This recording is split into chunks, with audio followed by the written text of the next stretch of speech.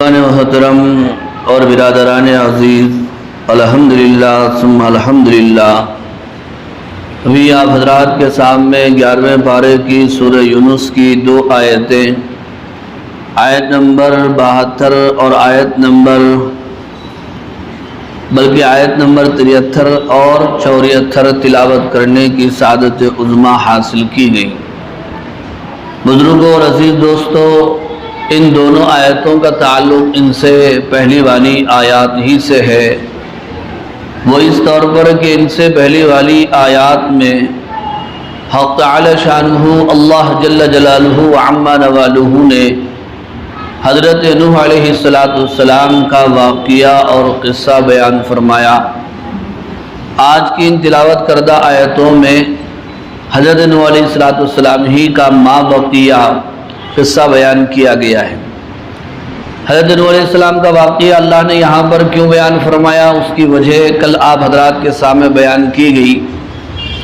مشرکین مکہ کو تنبیہ کرنے کے لیے کہ دیکھو تم سے پہلے بھی تم سے زیادہ طاقتور قومیں گزر چکی ہیں، لیکن جب انہوں نے اپنے نبیوں اور پیغمبروں کی بات نہ مانی، کفر اور شرک پر بضد رہے، تو پھر ہم نے ان کو تباہ و برباد کر دیا۔ اگر تم نے اپنی روش نہیں بدلی اور چال نہیں بدلی تو پھر تمہارا انجام بھی وہی ہو سکتا ہے جو سابقہ قوموں کا ہوا تھا۔ جیسا کہ حضرت نوح علیہ السلام کی قوم لے لیجئے، اس قوم نے جب نہیں مانا 950 سال دعوت و تبلیغ کے باوجود، تو اللہ نے کیا کیا، اس قوم کو پانی میں طوفان میں غرق کر دیا، بلکہ ان کی جڑیں کاٹ ڈالی، ان کی نسلیں بھی آگے نہیں بڑھی، اللہ نے ایسا تباہ کر دیا۔ اگر تم بھی کفر اور شرک کی بیماری سے باز نہ آئے اور میرے محبوب کی اطاعت و فرما برداری نہ کی، قرآن کی تصدیق نہ کی، تو پھر تمہارا انجام بھی وہی ہو سکتا ہے، تمہارا کوئی نام لیوا نہیں ہو سکتا، اللہ تعالیٰ کا عذاب تم پر آ سکتا ہے۔ اس پر حضرت نوح علیہ السلام کا واقعہ بیان کیا۔ حضرت نوح علیہ السلام کے واقعے کا خلاصہ جو کل کی آیتوں میں تھا وہ یہ بیان کیا گیا تھا کہ حضرت نوح علیہ السلام نے سب سے پہلے اپنی قوم کو دعوت دی اور بت پرستی سے منع کیا، ایمان کی توحید کی دعوت دی، اور یوں کہا کہ اگر تم مجھے مٹانے کی یا قتل کرنے کی سازش کرو گے تو کر لو، اس لیے کہ میرا محافظ و نگہبان کون ہے؟ اللہ ہے۔ اللہ تعالیٰ کے حکم کے بغیر کوئی کسی کو نقصان نہیں پہنچا سکتا، کسی میں ذاتی قوت طاقت صلاحیت نہیں ہے، ساری صلاحیتیں ذاتی طور پر وہ تو اللہ ہی کی ہیں، اللہ ہی کے قبضے میں۔ اگر تم سے ہو سکے تو پھر کر لو، میرے خلاف خود کوئی فیصلہ کر لو، پھر دیکھو کچھ کر سکتے ہو کیا۔ اور حضرت نوح علیہ السلام نے یہ بھی اپنی قوم کے سامنے اعلان کر دیا کہ تمہارے پیچھے پڑنے کا مطلب اس میں میرا کوئی مفاد نہیں ہے، میری کوئی غرض نہیں ہے۔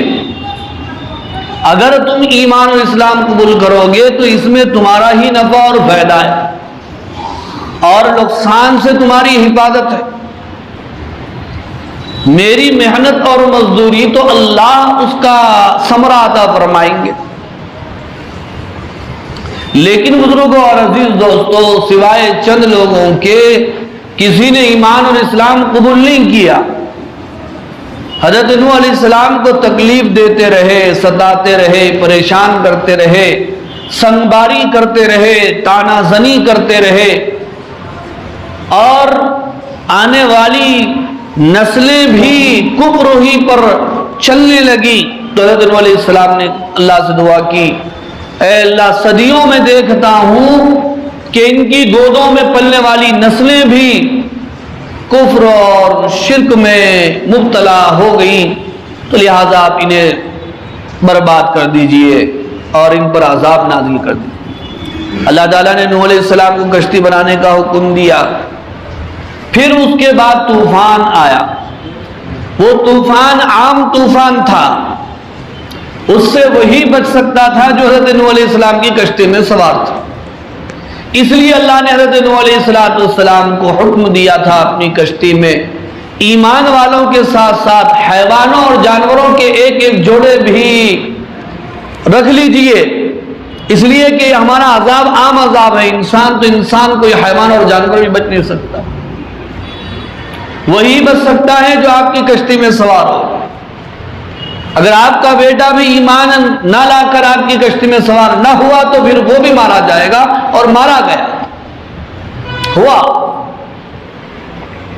اسی کو اللہ رب العالمین نے یہاں پر بیان فرمایا فَكَذَّبُوهُ فَنَجَّيْنَاهُ وَمَن مَّعَهُ فِي الْفُلْكِ. تو ان لوگوں نے حضرت نوح علیہ السلام کو جھٹلا دیا، تو ہم نے نوح علیہ السلام کو اور ان کے ساتھ والوں کو نجات دی کشتی میں. وَجَعَلْنَاهُمْ خَلَائِفَ، اور ہم نے ان کو نائب بنا دیا. کسے اللہ نے نائب بنایا؟ جو کشتی میں سوار تھے. اللہ نے زمین میں ان کو نائب بنایا. پچھلی قومیں تباہ ہو گئی، سب ختم ہو گئے، وہ 80 ہی سے پھر دنیا آباد. اور اتنی بڑی دنیا آج ہمارے سامنے ہے. وَجَعَلْنَاهُمْ خَلَائِفَ، اور ہم نے ان کشتی سواروں کو زمین پر نائب بنا دیا. وَأَغْرَقْنَا الَّذِينَ كَذَّبُوا بِآيَاتِنَا، اور ہم نے غرق کر دیا، ڈبو دیا ان لوگوں کو جنہوں نے ہماری آیتوں کی تکذیب کی، یعنی ہماری آیتوں کو جھٹلا دیا. فَانظُرْ كَيْفَ كَانَ عَاقِبَةُ الْمُنذَرِينَ. تو تم دیکھ لو جھٹلانے والوں کا انجام کیا ہوا. غور کر لو، دیکھ لو. جو بھی قرآن مجید پڑھ رہا ہے یا سن رہا ہے اسے بھی یہ خطاب ہے کہ دیکھ لو نافرمانوں کا انجام کیا ہوا. یہی انجام ہر کوئی نافرمان کا ہو سکتا ہے. اللہ تعالیٰ نے حضرت نوح علیہ السلام پر ہی رسالت اور نبوت کو بند نہیں کیا، بلکہ ان کے بعد بھی نبیوں اور رسولوں پیغمبروں کا سلسلہ چلایا، جیسا کہ ہم سب بحمدللہ واقف ہیں. اسی کو اللہ نے بیان فرمایا ثم بعثنا من بعده رسولا، پھر ہم نے بھیجا ان کے بعد کئی رسولوں کو. ان کے بعد یعنی حضرت نوح علیہ السلام کے بعد اللہ فرماتے ہیں ہم نے کئی رسولوں کو بھیجا. الی قومہم، ان کی قوموں کی طرف. کئی انبیاء آئے، کئی پیغمبر آئے، اور اللہ نے ان کو ان کی قوموں کی طرف نبی بنایا. فجاؤہم بالبینات، وہ رسول قوموں کے پاس بینات، دلائل، معجزے، اللہ کی نشانیاں لے کر آئے، اپنی قوموں کے سامنے پیش کیا. کسی نے اللہ کی کتاب کو پیش کیا، کسی نے معجزے پیش کیے، کسی نے آیات توحید سمجھائی اور بتائی. فما كانوا ليؤمنوا بما كذبوا به من قبل، بس وہ تو ایمان لانے والے تھے ہی نہیں اس چیز پر جس چیز کو انہوں نے اول مرحلے میں جھٹلا دیا. حال کیا تھا؟ ایک مرتبہ نہیں تو بس نہیں.